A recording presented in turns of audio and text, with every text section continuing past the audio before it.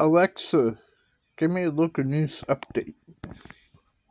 Philip, here's your news. In News Maine. Other political news we're following this afternoon. One piece of legislation getting a lot of attention in Maine aims to protect access to abortion and gender-affirming care for trans youth. A large crowd came to Augusta to testify on LD 227 today. Simply put, the bill would prohibit people from interfering with legal reproductive and gender-affirming care in Maine. It would also legally protect medical providers and not cooperate with lawsuits for performing such care. And in the case of lawsuits, it would conceal medical records of providers or patients who are involved in that care.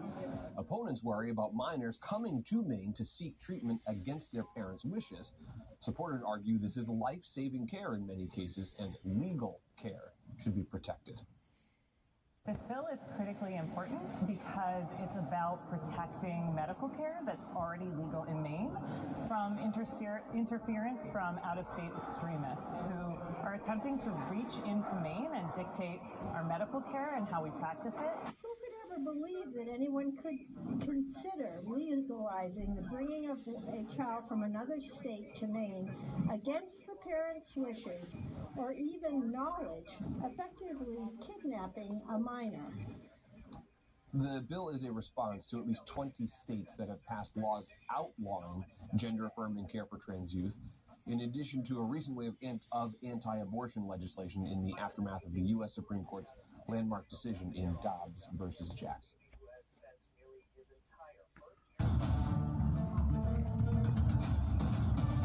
Mainers are no strangers to ranked choice voting, but not everyone is using ranked choice this primary day. News Center Maine's Caroline McCord joins us from a polling location in Kennebec County to give us a refresher on how ranked choice voting works and why some are steering away from it. Hi, Caroline. Hey, good evening, all back in the studio. Yeah, as many behind me head inside from the rain to vote, many know that this year's ballots will use ranked choice voting. It's been used on our ballots since it started here in Maine in 2016, and since then it's been a pretty heated topic of debate. Now, this year, instead of just voting for just one candidate with ranked choice voting, voters can rank them in order of preference. Now, you don't have to. You can just put down a first choice instead. Likewise, the Maine GOP has mentioned that this year, to determine which delegates are allocated, they will only be recognizing the first round of those totals.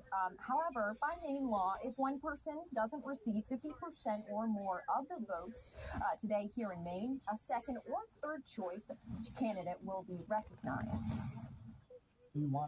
Are you okay with plurality? Because think of it, if you didn't get more than one bite at the apple, you can wind up with a lot of candidates that get plurality wins, that win with 30 or 40%, right? Not a majority, right? We like majority rule in the U.S. So the second bite of the apple does push the mechanism to majority rule.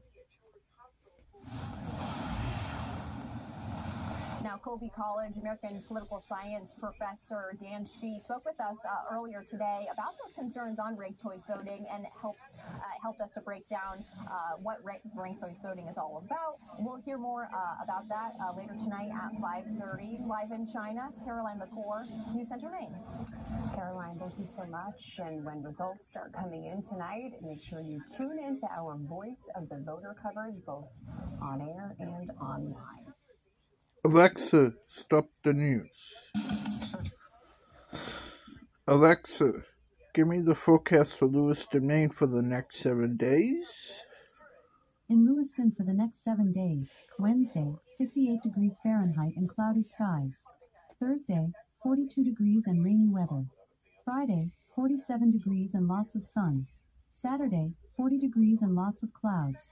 Sunday, 40 degrees and snowy rainy weather. Monday, 41 degrees and overcast weather. Tuesday, 44 degrees and intermittent clouds. Alexa, give me a sports update. Here's your sports update. In basketball, Cavaliers and Celtics are facing off this evening at 7:30 p.m. In baseball, today, the Red Sox beat the Rays 7-4. The Twins and Red Sox game is tomorrow afternoon at 1:05 p.m. And in ice hockey, the Boston Bruins beat the Toronto Maple Leafs 4-1. Alexa, when are the Bruins playing again?